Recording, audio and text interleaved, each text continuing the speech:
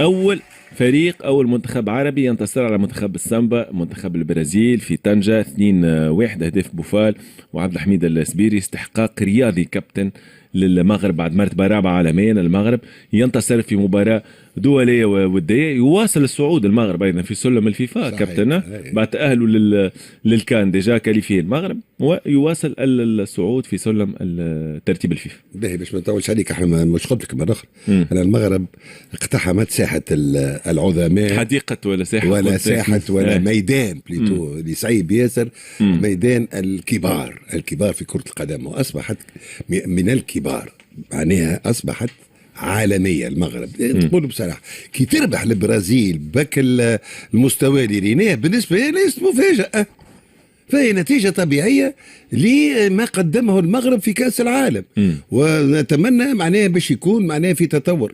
أنا وش نقول هنيئا للمغرب الشقيق.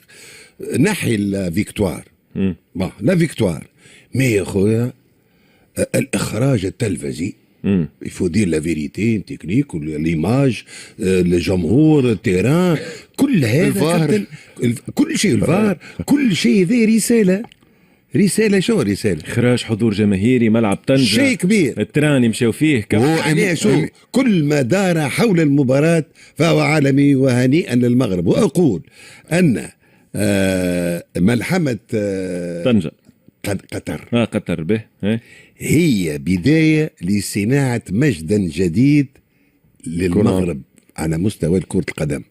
هذه الملحمة ستكون هي البداية لصناعة مجد ينجلوار ناسيونال بور الماروك. هنيئا لكم. امين. وأول بلد عربي يربح البرازيل. وشو نقول لك الحقيقة شو اللي عملوا شو الجماهير مش نورمال. المغرب تعديت بالي اخر بالنسبه لي انا. شفت ستوريم بعد الماتش نتاع فينيسيوس قال شكرا للمغرب. قريتها وريتها شكرا للمغرب. تو ما عادش نحكيو على المغرب نحكي ولا كلاس مع البرازيل ومع فرنسا ومع الناس الكل. انا حاجه بركه انا نعشق المدرب نتاعهم كيفاش يلجير معناتها لي ستار هذوكم الكل حتى كي خرج حكيمي في دقيقه 60 يصفق وباس المدرب معناتها علاقه ممتازه ما بينات بعضهم. واني قلت لك المغرب العوام هذا الكل باش تسيطر على الكره الافريقيه والعربيه. انت حكيت على المدرب وليد درغراغي كان عنده تصريح بعد المباراه قال كنا باتو لو بريزيل اون بلان رمضان ابخي لو تراويح سي فو ربطها معناها برمضان وصلت التراويح فيه دعاء افهم كلامه. التراويح فيه دعاء بتتر في الدعاء معناها هو لا يفدلك معناها فيه صح. كابتن كيما الكاس العالم في قطر معناتها جابوا لي زوروبيان جابوا معناتها الكره الاسيويه وسمعوهم القران والديانه وعملوا اللي حبوا حديث مترجم معناتها وغاديك راهو فما جوامع في قطر الخطبه نتاعهم بالانجلي عملوا خطبه بالانجلي خطبه سيد الجمعه. كيف المغرب عملت الماتش في رمضان ومن بعد شقان الفطر ومن بعد التراويح معناتها تعرف بالثقافة العربية وصورة جميلة للمغرب. إلى جانب النتيجة الحاصلة على أرضية الميدان المغرب كسب نقاط عديدة كابتن على المستوى التنظيمي. تحكيت على النقل التلفزي على التنظيم على الحضور الجماهيري الصورة الجميلة اللي ريناها على المغرب خلال المباراة. الحديث أكثر في الموضوع معنا الدكتور الباحث سيد منصف اليازغي. صحة شريبتك سيد منصف. أهلا عزيزي أمين وسعيد بالحضور معك وتحية لضيوفك في البلاطو.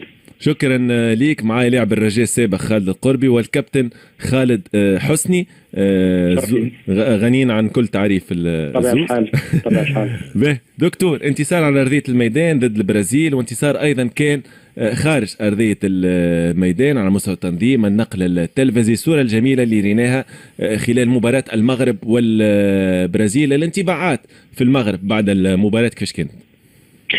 وأولا المغاربة شعروا بأنه مباراة طنجة هي امتداد لمباريات قطر كما لو أنهم ما زالوا يعيشون أجواء المونديال. كما تعلم عزيزي بأنه ما عيشناه حلم ونشكركم أولا على أنكم عشتوا معنا هذا الحلم واعتبرنا بأنه مباراة طنجة هي امتداد لهذا الحلم.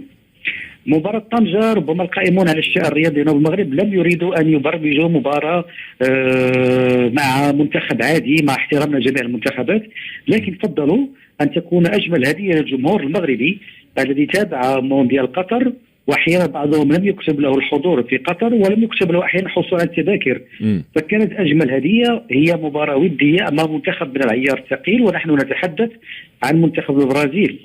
منتخب البرازيل ربما لدينا مع حساب قديم جدا يعود الى 97 عندما خسرنا معه بالدير بهدفين، ثم في مونديال 98 عندما خسرنا مع 3 أهداف ل0.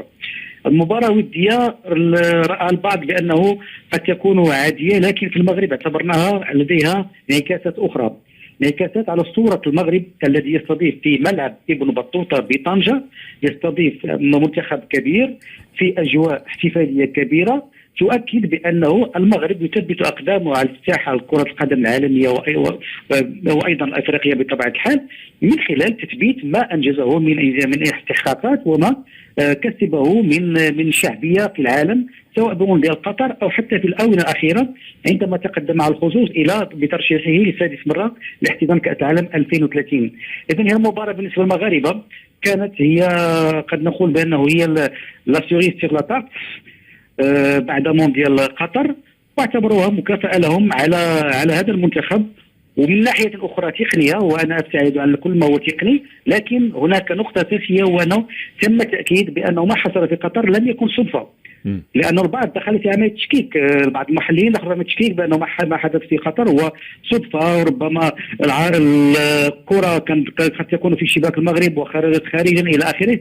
لكن مباراة البرازيل جاءت تؤكد بأنه للمغرب منتخب محترم ومدرب يعرف قراءة المباريات ويقدر ويستطيع تسيير المباراة بالشكل الذي يريد، بدليل وهذا هو الجميل في هذه المباراة أنه لم نرحب تلك يعني اللخبطة في اللعب على اعتبار أنه اللاعبين نجوم، بل لاحظنا انضباطا في اللعب وأيضا قدرة على تسيير المباراة بشكل عادي جدا بدون نرفزة حتى آخر دقيقة، وهذا ما يشكر عليه اللاعبون الذين أهدونا في هذه الليلة الرمضانية أهدونا أجمل هدية في هذا الشهر.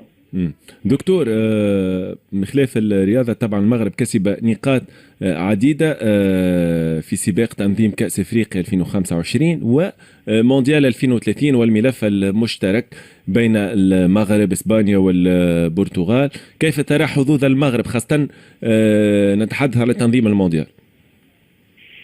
نعم، بالنسبة لكأس افريقيا 2025 اعتبر بأنه الأمر بين يدي المكتب التنفيذي الذي لديه صلاح تقييم الملفات بشكل متساوي واخذ فكره عامه على الاجواء والشروط التي يتوجب ان تجري كاس افريقيا، لانه كاس افريقيا ليست هي الملاعب فقط. البعض ربما يعتقد انه يكفي ان يكون عندك ملاعب لتكون مؤهلا لاحتضان جانب لوجستي، سياحه، اقتصاد، كل شيء، لوجستي، سياحه، الشغف، وحتى الجانب التنظيمي والقدره على تسويق صوره كره القدم الافريقيه في الخارج، لانه كاس افريقيا لم تعد مباريات تحتضنها مدينتين ويتابع الافارقه، بل هي فرصه لعكس صورة كرة القدم الإفريقية في العالم. هذا من ناحية. من ناحية أخرى بالنسبة لكأس العالم أعتقد بأن المغرب قدم شهادة في المباريات في المنافسات السابقة عندما احتضن كأس العالم للأندية 3 مرات، وقدمها بشكل كبير جدا. وعندما نقول كأس العالم للأندية فهي موندياليتو أو هي تصغير المونديال، وبالتالي هو بروفا لأي بلد قبل التقدم إلى كأس العالم. المغرب قدم هذه الشهادة واختار أن يتقدم إلى جانب إسبانيا والبرتغال على اعتبار أنه يملك، على اعتبار أن المغرب ورقة رابحة وليس ورقة فقط إضافية لهذا الملف البرتغالي الإسباني، بل هو ورقة رابحة بحكم الإشعاع الذي يملكه المغرب، النفوذ الذي يملكه المغرب على مستوى الأصوات، وأيضا قدرته على أن ينجح هذا التحدي، تحدي 2030، على اعتبار أنه ما قدمه في السنوات الأخيرة ربما لم يكن صدفة، وجاءه وفق ترتيبات وفق سياسة ورؤية مغربية خالصة اعتمدت على الصبر، اعتمدت على ما هو استراتيجي، ولم تكن تخطط على المدى القصير أو فقط الظهور بمظهر جميل في هذه الدورة أو هذه الدورة، بل آمن بأنه أي نجاح لا تكتف ثماره إلا بعد أن يكون مبنيا على استراتيجية واضحة وعلى رؤية أوضح. دكتور، سؤالي الأخير، الحديث على مدينة طنجة، الرباط لاستضافة المونديال، مع مدينة ثالثة، كلام على أكادير، مراكش أو حتى كازابلانكا، المدن ربما المرشحة لاستضافة المونديال حسب رأيك؟ أكادير.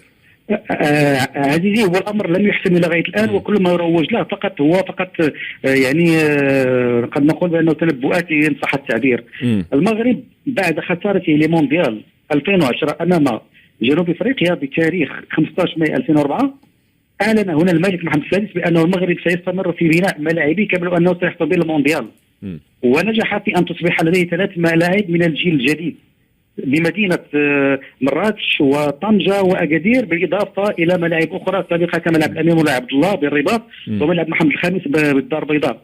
في اعتقادي أنه الأمور تسير في اتجاه واحد، في اعتقادي شخصيا، وأنه بالإضافة إلى أحد ملعبين سواء طنجة أو أكادير أو مراكش، هناك احتمال أن يكون الملعب المفاجأة هو أكبر ملعب في إفريقيا، سيكون في الدار البيضاء الذي كان مشروعا منذ 2007، وينوي المغرب بناؤه خارج في ضواحي مدينة الدار البيضاء، وسيكون الأكبر على الإطلاق.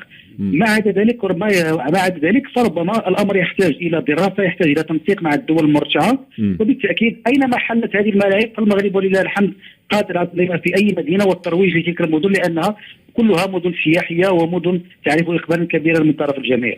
شكرا لك دكتور منصف اليازغي الباحث في السياسات الرياضية. نقطة أخرى تهمنا كتوانسة في المباراة هي الحكم الصادق السلبي في شريط مردوده في مباراة المغرب. برافو لي، ماتش بارفي، ما عملش برشا غلطة بركة نتاع البونتو الأول نتاع البرازيل راهو بونتو، انا كيريتو بونتو شنو ما عملتش برشا غلط، ذي غلطه هدف ذي اي معناتها مش غلط معناتها كارثيه. اوكي بونتو لو فما انتقادات من لعبيه البرازيل خاطر خلى برشا اغريسيفيتي، والبونتو لو راهو بونتو صحيح. كابتن انت باعك على مردود الحكم خاطر بونتو الاول راهو زاد حتى الفار يتحمل مسؤوليته راهو بالنسبه لي انا لا حاجه باهيه ساعه لانه حكم تونسي حكم مباراه بين المغرب والبرازيل. معناها اللي معناها ما نشوفوش حكام نتاعنا في التظاهرات العالميه. ما فهمتش عليه تشوفوا كيف في الامريكال معناتها البرازيل ما عندناش فار. لا بخلاف هذا تشوفوا ليه لحظه كابتن بري تشوفوا كان في الامريكال في الكوب دي موند ما عندناش ما عندناش فار خاطر ما عندناش فار. شكون حق الاسباب انه ما عندناش فار وتوا عندنا فار توا ما نعرفوش. اسمع توا بربي اللي في نعرف شنو في رواندا باللي خلينا رايدين شو الفار هو اللي قاس كل شيء. ما عندناش مستوى انت حكام. كابتن محمد سلامه بعث لي ارتيكل انه فما مباراه احياء في مصر بتقنيه الفار ب10 كاميراوات في دوره رمضانيه في مصر. مباراه احياء واللعبه مش غازون ولا تارتون، تراب بالفار كونكاساج. قولك يا كابتن هذه سبونسوريزي يا كابتن، نتصور سبونسوريزي، واللي عمل كود كوم خارق العاده. معناها شو القديم مع الجديد، القديم هي البطحه مع تكنيك مع